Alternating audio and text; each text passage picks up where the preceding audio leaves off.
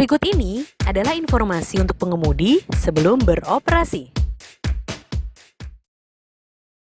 Oke pengemudi, yuk kita lihat cara ngecek air radiator. Untuk limo, kayak gini. Dilarang lihat air dari tutup radiator. Kita ngeceknya di sini aja ya. Nah, ini untuk batas maksimalnya. Ini untuk batas minimalnya. Air harus diisi sampai batas maksimal ya. Dan diisinya pelan-pelan loh, biar gak tumpah airnya. Setelah semuanya keisi penuh, iya, tutup deh. Cakep. Nah, ini untuk Mercy nih. Di sini nih ngisinya. Ingat ya, periksa air dari sini, dilarang. Tuh ada tulisannya tuh, awas bahaya. Jangan sembarangan isi ya, karena di pool-pool tertentu sudah disediakan loh airnya. Oke pengemudi, yuk kita lihat cara mengecek oli. Pertama, angkat dulu tuh dipstiknya. Untuk limo, bentuknya ada lengkungan kayak gini nih. Kalau mobilio bentuknya lurus. Dan ingat, ada batas maksimalnya dan juga ada batas minimalnya. Sama seperti mobilio, ini batas minimal dan ini batas maksimalnya. Dalam keadaan kekurangan oli, lebih baik pengemudi langsung lapor ke bengkel deh. Setelah melapor, pihak bengkel akan mulai mengisi oli mobilnya. Nah, udah penuh kan sampai titik maksimal setelah diisi? Habis itu masukin lagi deh dipstiknya ke posisi awal.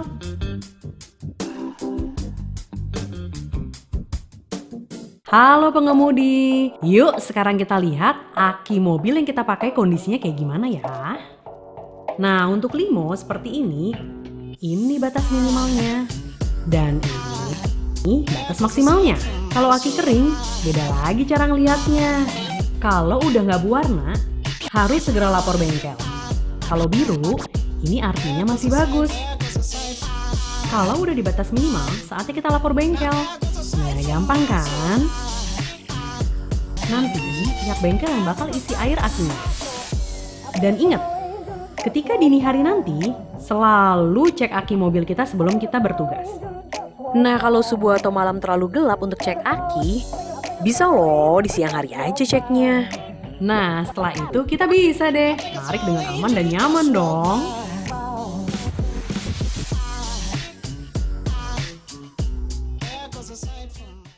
Oke pengemudi, selanjutnya ayo kita lihat kondisi minyak rem dan kopling mobil yang kita pakai gimana ya. Nah, untuk di limo, tempatnya di sini nih. Ini ada batas maksimalnya dan ada batas minimalnya. Untuk mobilio, posisinya ada di sini. Dan sama, ada batas maksimalnya dan ada batas minimalnya. Setelah batas minimal, itu waktunya kita untuk lapor bengkel.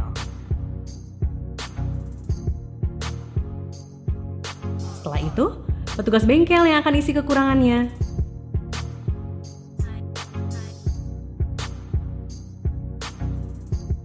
Oke pengemudi, sekarang kita cek yuk kondisi air wiper kita kayak gimana ya.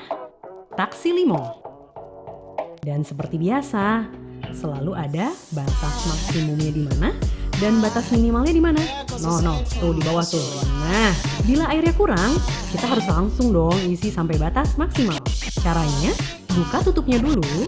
Untuk Mercedes juga buka tutupnya dan masukkan airnya pelan-pelan. Bentar-bentar kosong nih airnya. Oke, kita masukin pelan-pelan nih ya. Udah penuh, kita tutup lagi.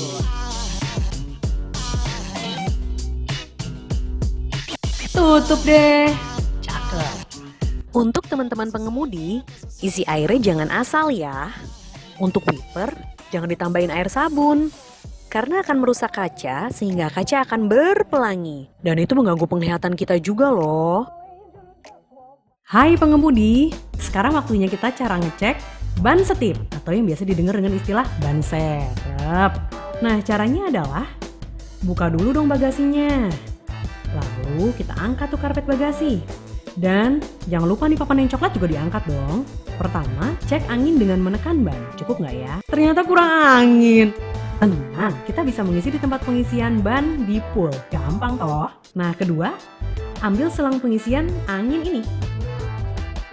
Pasang ujung selang di sini untuk mengisi, harus pas ya. Hup. Bila alat pengisi sudah berbunyi, artinya ban sudah terisi penuh. Tutup lagi ya supaya angin tidak keluar dan air ataupun kotoran nggak masuk teman-teman. Tutup bagasinya dan jangan lupa cek ban yang lainnya. Yang depan, kanan, kiri. Belakang, kanan, kiri. Nah udah bunyi tuh, artinya ban sudah terisi. Hai pengemudi, sekarang kita cek yuk keadaan lampu bahaya kita.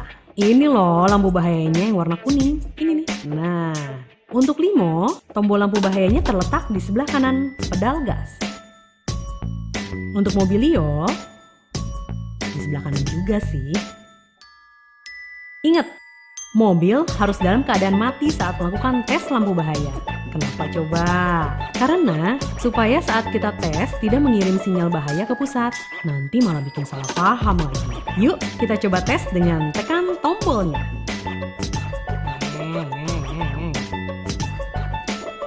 Wah, nyala!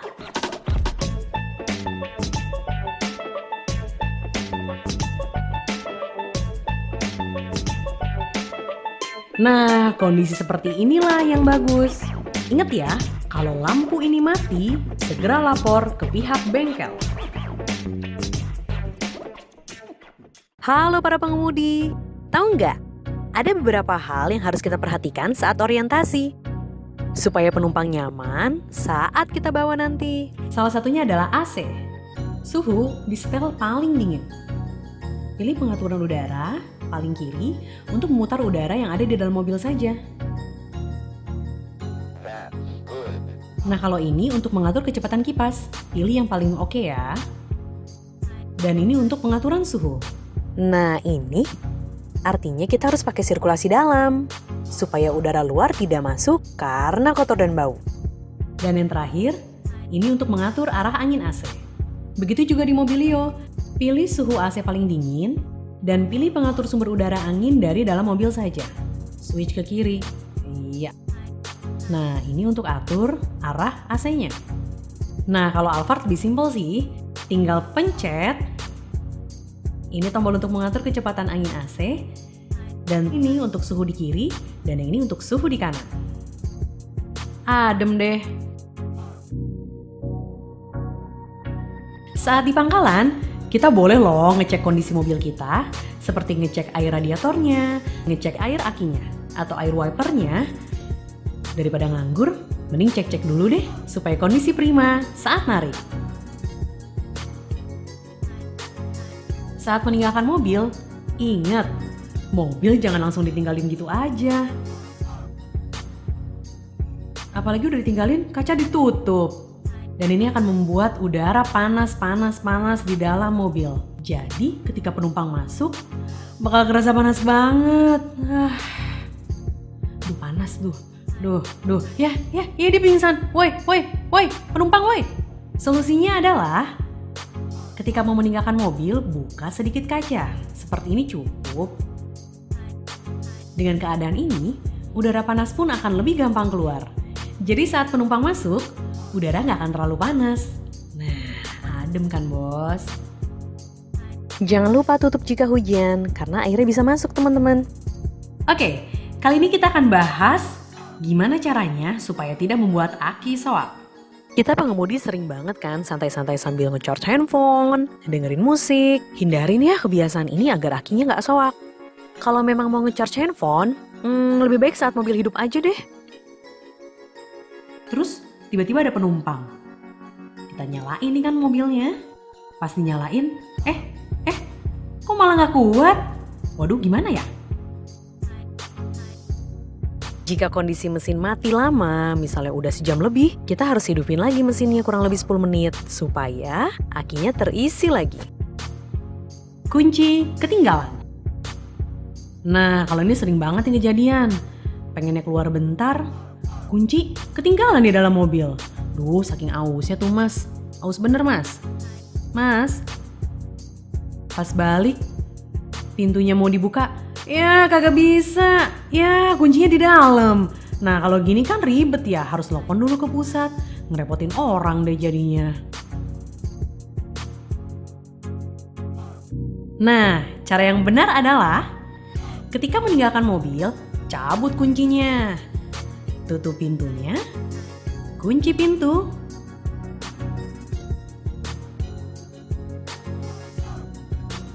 Ingat ya, untuk mengambil kunci dan mengunci pintu ketika keluar mobil.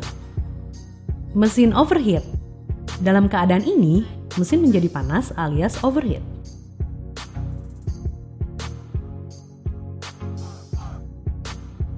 Nah, bisa dilihat nih, kalau indikator ini nyala, mending segera nepi deh.